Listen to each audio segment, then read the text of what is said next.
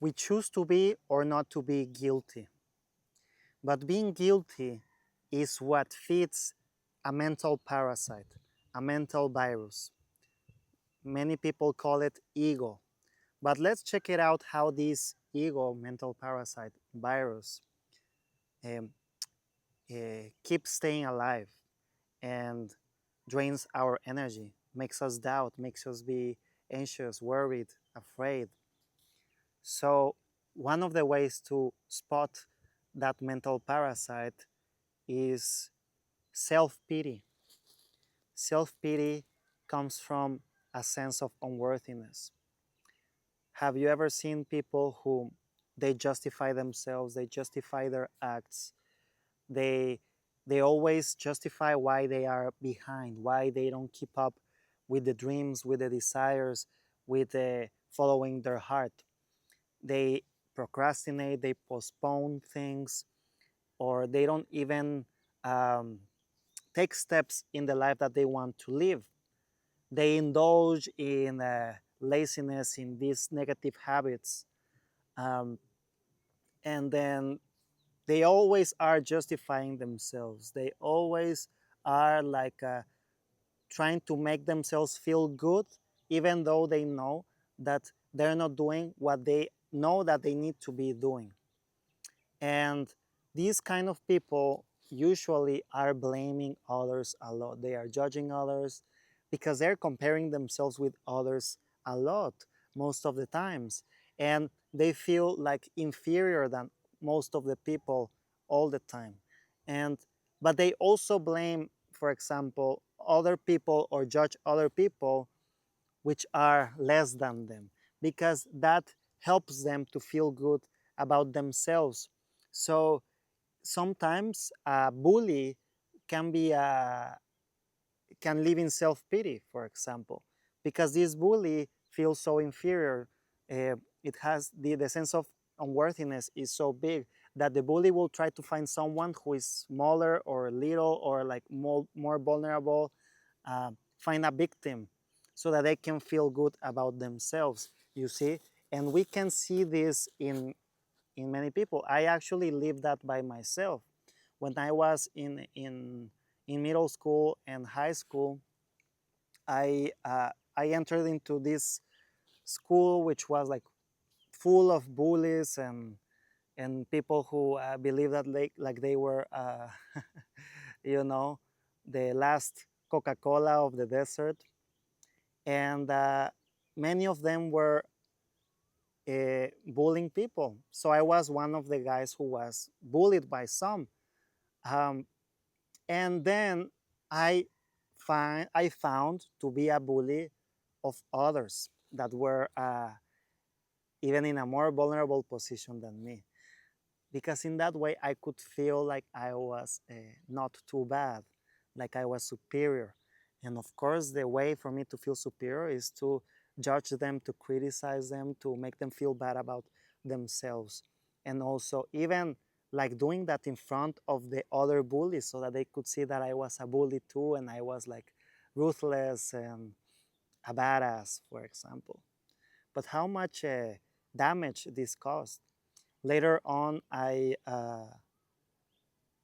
found one of those people who I used to bully, and of course there was like a weird connection. But then I found another one, and they really didn't like me at all. Even though I changed and I started to do the healing with in myself, they didn't accept me anymore, and I really felt like yeah, like I forgave myself for that, and I accepted the fact that I did what I did. Um, But usually this pattern creates a lot of toxicity in one's life. It makes us settle. It makes us settle. It makes us toxic. It makes us see all the bad things about other people and even creating envy, which this is another mask of the mental parasite. Let's say that is like one of the versions of self-pity, and we're gonna go to that. It's like it's almost until the end of the video. But yeah, this is how self-pity it is. It starts. Um, people, instead of taking responsibility of their mistakes, they just start to say that they are not good enough. They start to say that it's not for them the path that they're meant to walk. So that's a way to justify themselves. They say they're stupid, dumb, and it's a good way to stay comfortable and indulging in the negative laziness habits, which gives us pleasure from life. You see, it's we are not losing everything at all by being justifying ourselves. We know we are having some kind of pleasure out of this mechanism. So that is what is self pity. Then let's go to the other side of self pity, which is the same, but the other side of the coin of unworthiness. It's called self importance. Self importance looks like wanting to be the best, wanting to be better than others, wanting to tell people what to do, how to be, always checking if you are being ahead of other people, and also even with myself or yourself, like these kind of people create really toxic habits like being perfectionists, being hard with themselves. And as you can see, this creates another way of procrastinating, like a lot of doing, but nothing established, nothing concrete. But the consequence of this kind of uh, habit is that with self-importance, we we tell people how to be. We become arrogant. We are always minding in nothing of our business. We are like gossiping and want and proud, and it's like a really selfish way of living when we tell people how good we are, how much we've done, and look at this, look at what I have, look at what I've done.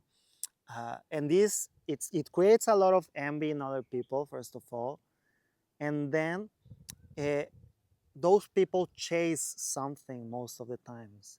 They chase something by acting on things that they don't necessarily they want, but they want to feel in the roles of what is a good person or what is an amazing human being. So then they try to fill in those roles, and they want to be successful in them and to show off most of the times, show off so that they can feel good about that. So they need to be better than others, again, by what they've done and to feel good. Usually these people are around people who are like also worse than them, you see? Is worse in the way of like in whatever they are measuring that what's good. So it's another side of the self-pity. But in these cases, I am the best. Oh yes, I can get whatever I want. And self-pity, it's like, oh no, I'm not good enough, and this is not meant to be me. But they are also, they want to be with people who are also like mediocre, or they indulge in self-pity so that they can feel good about themselves. You see? It's kind of like the same story, but in a different timeline. One is about it's more passive and the other one is more active. So self-importance. Then what comes next? What comes next is the lusting. Some people want to call it a demon. They are like demons. So lusting, it's like I want to get pleasure, right? I look at the woman and I am trying to see what I like of her so that I can feel, you know, this pleasure, pleasure, right? And lusting is not only connected to the sexual and a part, but also like I want the house of the neighbor. I want what they have. It's all about getting pleasure by what others have. So we want to take a bite of it. We want to take a bite of what is none of our business. And this leads us to rape life, basically, to rape life. With our eyes, we are already raping people by how they look or what they have. We are abusing what they have. And this, if you take the lust into to really, really deeply, people end up stealing, right? People end up stealing and indulging in really hard drugs, um, because all about the pleasure, and this creates a belief of so low sense of self-esteem, so deep unworthiness. So we are addicted to getting things outside of ourselves to be happy. It's all about the dopamine, dopamine, dopamine, dopamine all the time. And every time we're going for the dopamine, we're again confirming that we're not good just by being who we are and what we are. Yeah. Uh, this puts us into a position of, I mean, people cannot trust us. We cannot even trust ourselves in being with the temptation, right? We are we are a victim of the pleasures of life. We forget our truth. We get confused. We lose our way. We lose our purpose in life. I'm getting all bitten by ants here. Uh, we lose our way in life. We lose our purpose. We get distracted with everything because of the pleasures and alcohol, smoking, sex, woman or man, um, yeah, money, all these things, the fashion, material, superficial stuff. It's the way of the devil to seduce us. That doesn't mean that I mean, we can accumulate stuff, no problem. We can possess stuff, no problem. But if we live a life just to live off that, we forget our divinity, and we're gonna be living chasing stuff and feeling all the time from a place of unworthiness and lack of self-esteem, because we can't, and we won't make space so to the love, to the confidence, to the trust that everything is okay just by being in the way that we are, to give space to just be and feel our vulnerabilities and our weaknesses. All that lusting, all that extra layer doesn't let us see our wounds. Then we cannot heal. Then we get trapped in the illusions of other people. Many people can come and distract us and abuse us because we are like wanting to catch on a bait all the time. So people use baits onto us. We become victims, real victims, because of our own desire for pleasure and dopamine. So this video is getting long, but I will go. I already talked a little bit about envy, but I'm gonna go into greed instead. Greed is another mask of the mental parasite. I will make another video talking about the rest of the mask of the mental parasite, but greed is a really important one. It's similar to lust, but it's about accumulating. It's about lack of trust, lack of confidence. It's all about basically living for the money, living for the accumulations, for the possessions, because that's what makes us good. That's what makes us valuable and worthy. That's what makes us happy, to have, to accumulate stuff. And then we live a life out of worry and fear all the time of losing what we have. We are always overthinking and doubting if we're gonna lose something. Then we don't share. We are always keeping things for ourselves. We never are part of our community. We never are, yeah, just like sharing and being kind with others. We are suspicious about people all the time if they want to do something to us, if they want to take something from us. And it's all about scarcity and fear, even though we might accumulate a lot, but it's all about scarcity at the end of the day. So also this kind of behavior can take you to steal from others based on the lack that you feel, you see? And it also will make you not be part of a community because you are not willing to share what you have from honesty, because you're afraid that if you lose it, you won't get it again. You feel like something happen in life that it's better than you keep everything for yourself. And also, this kind of behavior, the greed, doesn't let you enjoy life as you would like to, because you're always living for next day, but not for today. And maybe tomorrow you're even not gonna be here anymore. You never know that. And you don't allow yourself to enjoy, to rest, to have a good time for yourself. You're not being even generous with yourself, because I need to be doing, I need to be being productive, I need to be how do you say, yeah, being productive, producting, making, because I don't want to lose anything, right?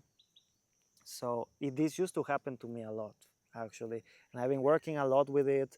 And the way that has helped me to break through the pattern of worry and greed is to be generous, actually, and to be really, really generous, and to have a habit of giving generously, open-heartedly.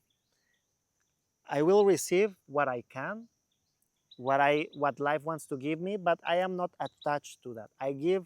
If people want to give me back, okay, I receive it and I enjoy it as it should be. And being generous helped me a lot, giving to the temples, giving money to the temples, uh, offering healing to others out of the heart, and offering that to God, giving the fruits of my labor to God. In yoga, they call it karma yoga. It's all about surrendering the fruit of your deeds to God, to the divine, to Krishna, to Jesus, whoever is the divine or the creator for you. And also, the second part is that you know that you are the divine acting through you. You do it for the divine, but you're also part of the divine, you see? It's like you are part of a role in life, you are part of a channel of abundance. But it all comes from generosity, from giving, to offering that to the divine. That way, the abundance can flow through you, and you will see it's like something so beautiful. But it starts to flow until you break that wall of greed, because you give and you know that you are offering that, and you know that you receive again. It's like you offer because it's your confirmation that you're not afraid of losing and giving and being generous, because you are a channel, because you know that even if you don't get anything, you are spirit. Nothing happens to you. You never lose anything. This is a very metaphysical principle, uh, Jnana Yoga, or metaphysics also. Okay, books for metaphysics. I like the one of Ernest Holmes, The Science of the Mind, and also I like the Bhagavad Gita. Yes, from Arjuna and Krishna. Those are the ones that I like a lot. But yeah, all these things that I talked about, the mental parasite, basically they drain your energy, and they give life to that parasite. So if you indulge in lust, in greed, in envy, in self-pityness, in self-importance, you will wake up worried, unmotivated, uninspired, uh, all lusting and being so I don't know, horny, or chasing pleasure, anxious about needing something. You see, so yes, do your meditation. Yes, feel your emotions. Yes, do whatever activity you have for healing, but also stop indulging in these kind of mental thoughts and activities, because it will come again, and it's the test for you to identify with that. Am I this lustful thought? Am I this envious or greedy thought? No, I'm not this worry. I'm not this anxiety that chases pleasure. I'm not that. So I come back to myself. And that way, that mental parasite starts to die. And then you feel stable, then you feel confident, then you trust, and then you know what to do in your life. You don't know what's your life gonna look like forever, but you know that you are doing okay. And that's the most beautiful thing, because you know that everything's gonna be all right. You are being guided by the divine. Now you know that you are part of the big picture of the universe and this world. Yeah, but the mental parasite, the main objective is to make us forget who we are. Okay, and you are more than your thoughts and your ideas and your beliefs. You are more than that. What you are, it has no words, because words limit us. You are unlimited. You are part of the divine and of the source. So allow yourself to give, allow yourself to not indulge in those activities, in saying no to pleasure, because you are more than that. You have more. And when you say no, you're gonna feel that you actually are, and will stop to be less anxious, more calm, more stable, more present, more awake. Okay, so I really like this video. Actually, it turned out to be really good. If you like this video, please don't forget to like and subscribe. And yes, I have a beautiful technique for you to shift your fears into power, confidence, and trust. The guide is called How to Be Yourself and Break Your Expectations. It helps you to eliminate the beliefs that hold you back from embracing your fears, and actually from embracing your fears, uh, cultivating experience, confidence, trust, wisdom, knowledge. This will help you go to where you are meant to be and go. Okay, so you can find it on the link below. This is Isa. Welcome to Powerful Freedom. Again, don't forget to like and subscribe, and see you until next time. Here on the left, you can find the link to the next video. Namaste.